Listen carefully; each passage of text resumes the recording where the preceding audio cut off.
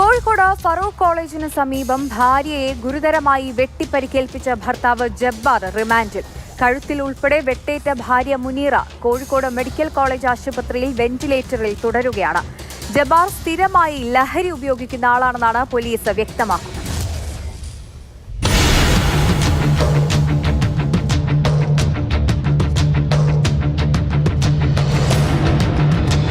ഭർത്താവിന്റെ കൊടുംക്രൂരതയാണ് കോഴിക്കോട് ഫറൂഖിലുണ്ടായത്. വീട്ടിലെ വെട്ടുകത്തി ഉപയോഗിച്ചാണ് ജബ്ബാർ ഭാര്യ മുനീറയെ ആക്രമിച്ചത്. മുനീറയുടെ കഴുത്തിൽ ഉൾപ്പെടെ 4 വെട്ടുകൾ. മുനീറ അതിഗുരുതരാവസ്ഥയിൽ കോഴിക്കോട് മെഡിക്കൽ കോളേജ് ആശുപത്രിയിൽ വെന്റിലേറ്ററിൽ തുടരുന്നു. ഇന്നലെ രാവിലെ 8:30യോടെയായിരുന്നു ആക്രമണം. ജബ്ബാറിനെ ഇന്നലെ തന്നെ ഫറൂഖ് പോലീസ് പിടികൂടി. മജിസ്ട്രേറ്റിന് മുൻപിൽ ഹാജരാക്കിയാണ് പ്രതിയെ റിമാൻഡ് ചെയ്തത്. മുനീറ സമീപത്തെ വ്യാപാര സ്ഥാപനത്തിൽ ജോലിക്ക് പോകാറുണ്ട്.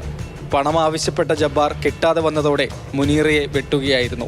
ജബ്ബാർ പതിവായി ലഹരി ഉപയോഗിക്കുന്നയാളാണ്. ലഹരി തന്നെയാണ്.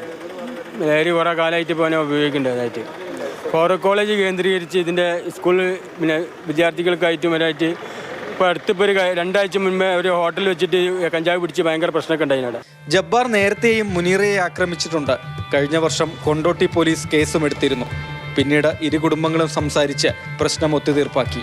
ഇതിനുശേഷമാണ് ഫറൂഖ് കോളേജിന് സമീപത്തേക്ക് താമസം മാറിയത്.